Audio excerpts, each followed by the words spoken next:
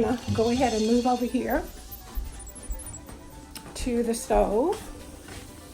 Okay.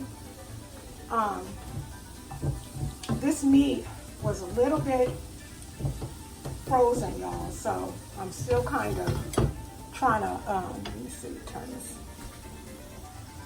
I'm still kind of trying to chop it. I try not to, okay, there we go, right there. I'm still kind of, see this right here? Okay, there we go. See that? Okay. So I'm still trying to chop it, because, you know, if you don't let the meat fall out, y'all, I had to put on my moo dress. I had to put on, forget a dog, so you hear me talking. I had to put on my moo dress, and so I chopped up the meat. Now we're going to go ahead and put this in here. Bell peppers and onions in here.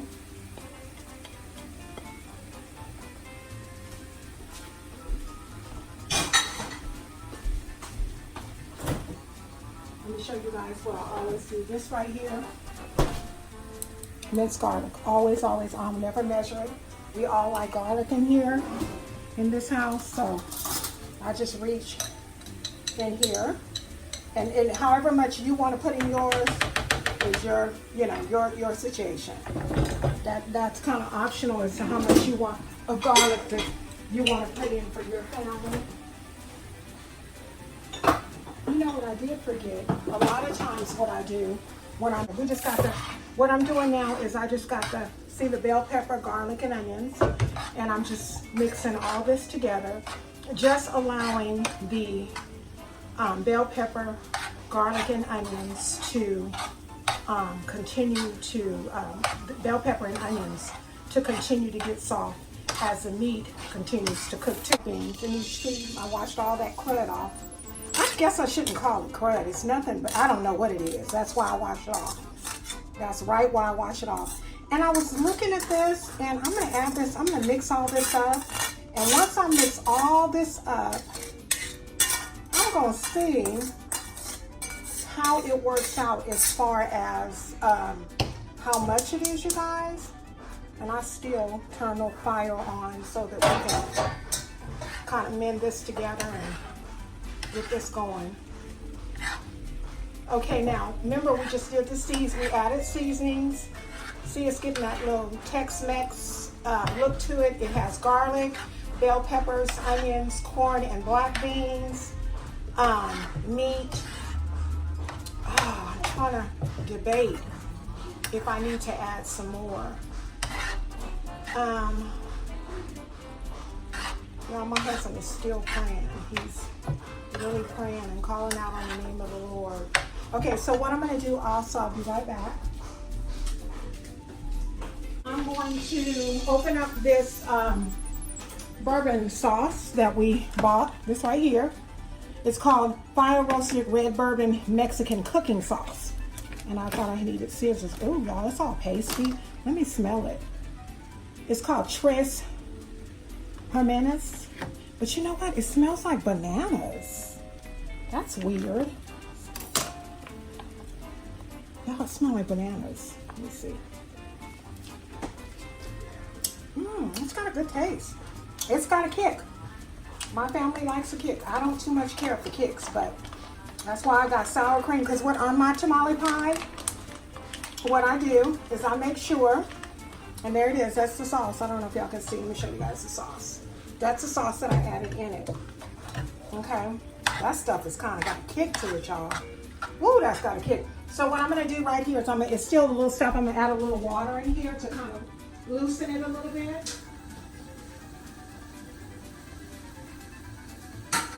Couple of cook with me videos that I made, y'all, they were so long, and I was like, no, nobody is gonna sit there and watch you cook with me that long. Nobody's gonna do it. So this right here, I'm gonna go ahead and stir it up, and then I'm gonna show you guys what it looks like.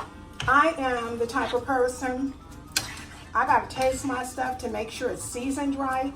I've never used that sauce. It does have a good flavor, but I am going to try it to see how it tastes. I'm gonna try it right now with this to make sure it's seasoned. It's seasoned perfectly. That's good. Okay, so I'm gonna just put all this in here, all this filling in here. I'm gonna spread it over this pan, like so. And then y'all gonna see what I'm talking about when I say it almost has the,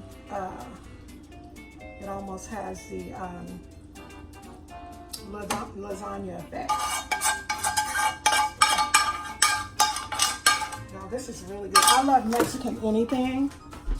And this particular recipe, nobody told me about this. I actually made this myself. That's what it looks like in the pan. Okay, so we're gonna go ahead and walk ourselves. Well, you know what? I'm gonna walk myself over to this table because this is hot. Seitan. Oops, I forgot to get milk. Hold on, y'all. Hold on.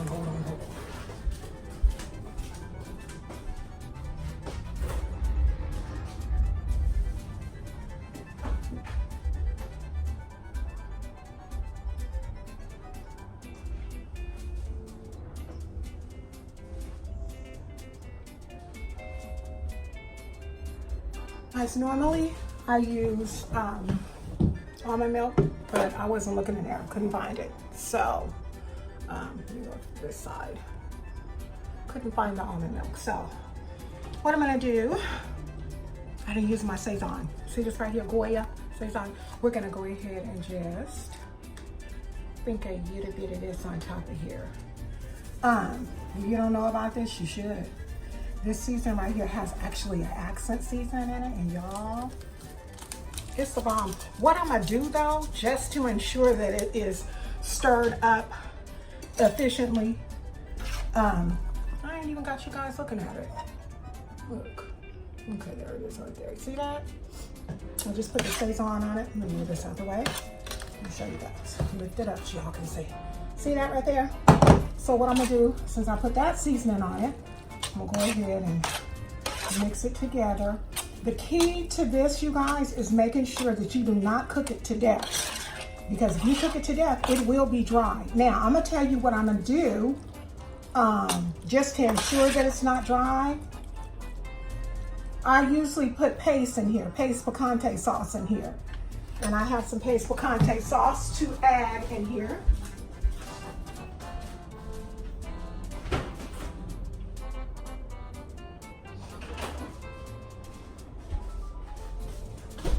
Okay, so my family actually likes hot. Everybody, not me though. This is a medium paste, mild paste picante. So I'm gonna just put, actually I'm gonna put this all in here because it's not that much. Y'all see that? See that? There we go. And we're gonna mix all this up. I pray to God that the medium paste picante that we have is not too hot for me, but I have sour cream. Because what I do is after I cook this, I put sour cream on top of mine, honey, and salsa. Sure do.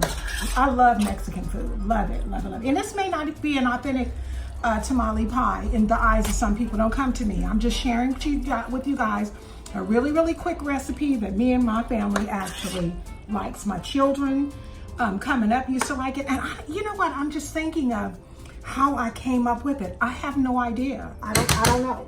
I just know that I like Mexican. I knew my kids liked, I knew that my kids liked, what am I trying to say? I knew that my kids like Mexican, and so I did it. Okay, and now I'm putting some more cumin on top. Yeah, y'all, we season here. And cumin does not have no salt, so please. This just has a really good taste. And cumin can wake up black beans, something fierce, y'all. Black beans can be woke up. Okay, we do have a little bit of this. I'm like my mama, so I put water in it to wake it up, get all the residue off of the glass.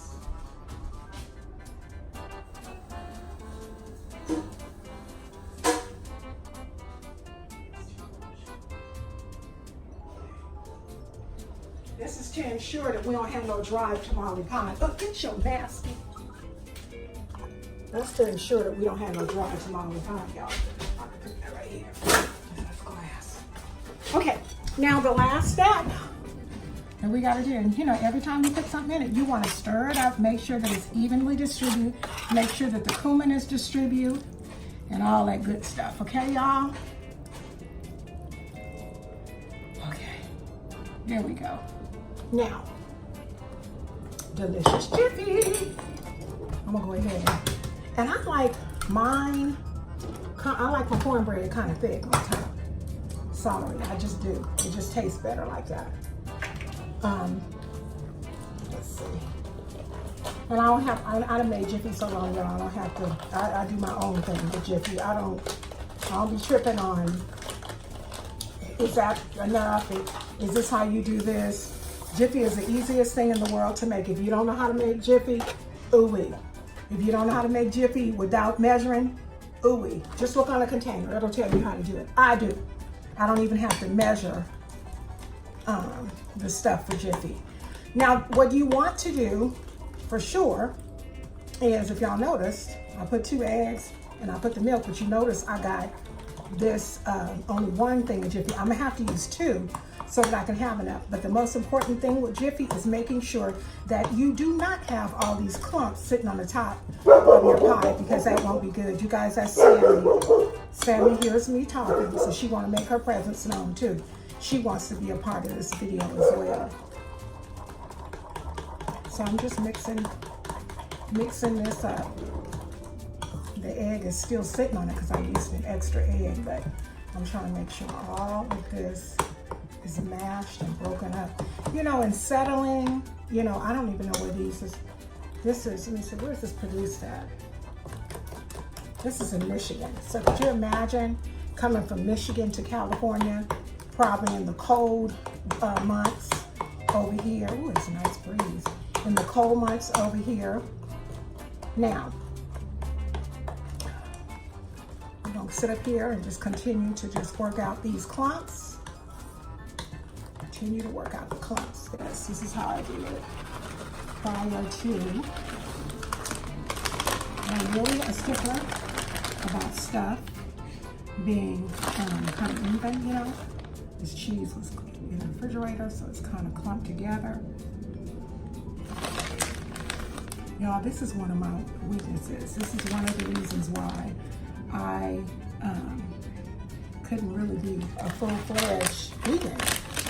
Because, baby, me and cheese have a serious relationship. We really, really do.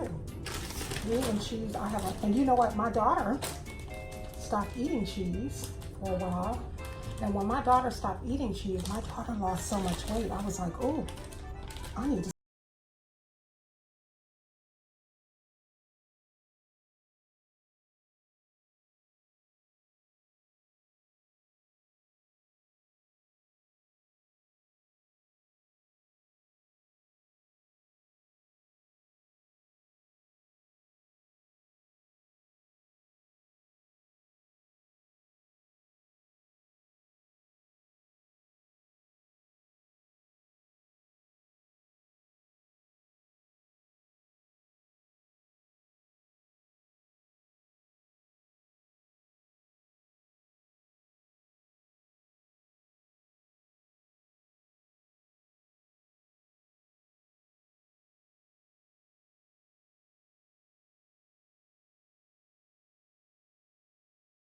Because, I mean, you're eating all vegetables, but what I found out is that I was making up for my vegetables with sweets and just, I seen all kinds of things that I was doing. So now what I do, I'm not a big deal on meats, I don't.